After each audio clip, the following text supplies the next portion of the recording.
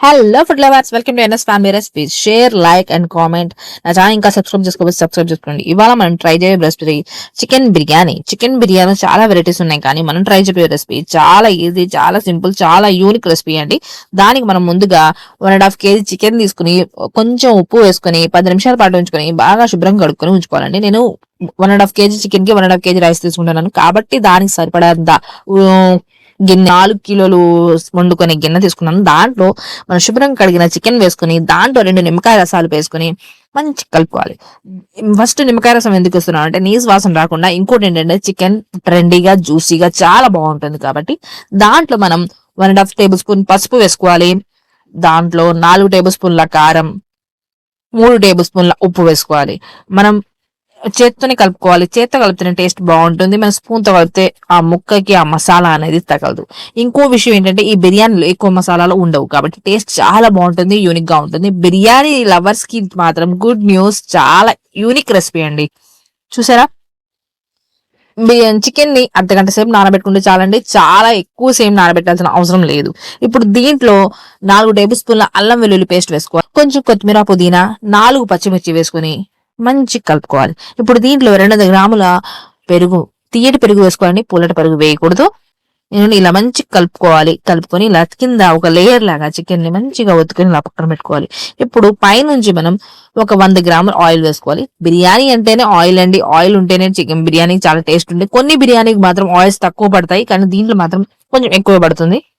ఇలా మూత ఉంచేసి పక్కన ఉంచుకోవాలి. ఇంకా అల్లం వెల్లుల్లి పేస్ట్ సరి పడుతుంది దీనికి, కానీ ఆ అల్లం వెల్లుల్లి పేస్ట్ ఎక్కడ వేస్తాం అనేది మీకు తర్వాత తెలుస్తుంది. ఇప్పుడు మనం పొయ్యి మీద వండుతున్నానండి. బ్రౌన్ ఆనియన్స్ ఒక 2 పెద్ద ఉల్లిపాయలు బ్రౌన్ ఆనియన్స్ చేసుకుని పక్కన ఉంచుకోవాలండి.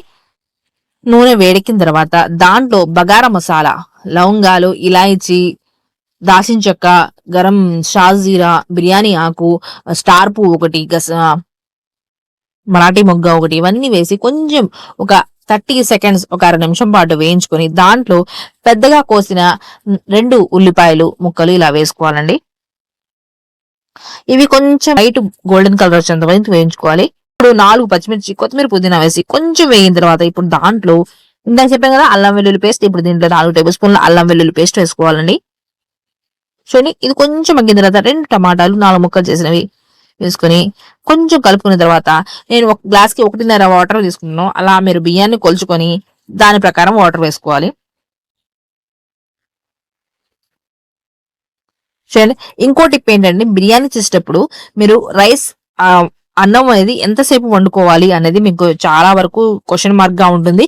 దానికి ఆన్సర్ కూడా చెప్తున్నాను. 7 మినిట్స్ వరకు మీరు రైస్ వేసిన తర్వాత ఉడికించుకోవాలండి.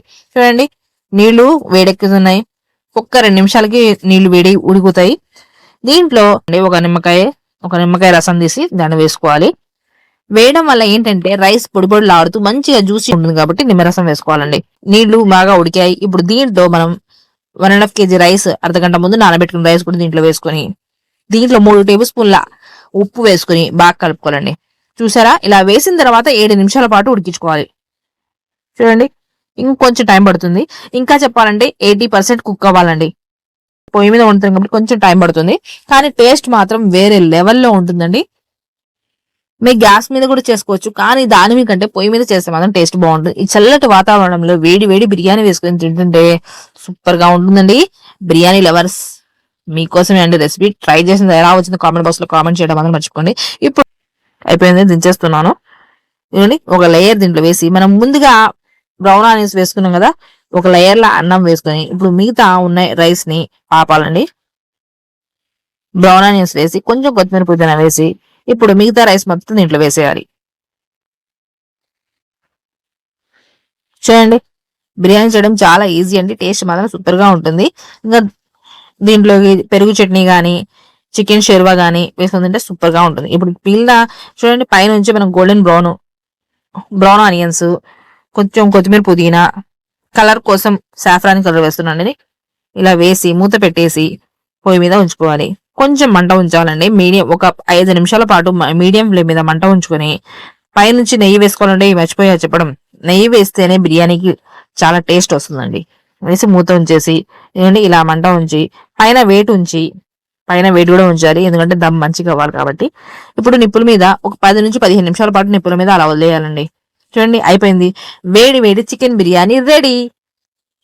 ఇంకో విషయం ఏంటంటే, బిర్యానీ తీసేటప్పుడు మనం రైస్ కి పక్కకు చేర్పేసి కింద నుంచి మసాలా ఉంది కదండి, దాంతో తీసుకుని మీరు సర్వ్ చేసుకోవాలండి. మీరు డైరెక్ట్ గా పైన వైట్ రైస్ తీసుకుంటే మాత్రం అది కూడా బాగుంటుంది, కానీ కింద నుంచి మసాలా మొత్తం తీసి మీరు కలుపుకుంటేనే టేస్ట్ చాలా బాగుంటుంది. ఇంకోటి ఏంటంటే, మీరు తక్కువ మసాలాలతో చేసాం కాబట్టి మీకు డైజెషన్ కానీ దానికి కానీ ఏం ప్రాబ్లం ఉండదు. మసాలాలు తిన్నాం కాబట్టి కడుపులో మంట అలా ఏం ఉండవండి.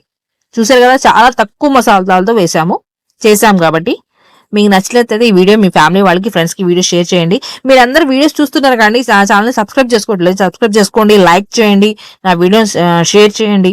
Thank you for watching this video. చూడండి, ఇలా కింద నుంచి మీరు మసాలాలు తీసుకోవాలి.